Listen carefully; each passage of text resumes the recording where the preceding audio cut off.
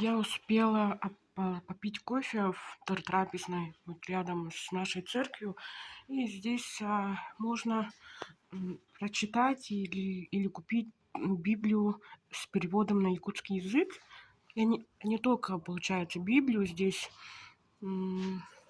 книга об Иисусе Христе, Слове Соломона.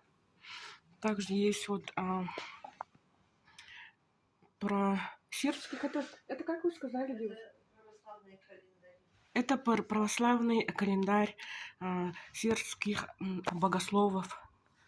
Здесь Библия в иллюстрациях. Так, здесь также вся православная книга, литература. Даже там есть детские книги. И здесь все для что делает сами в церкви.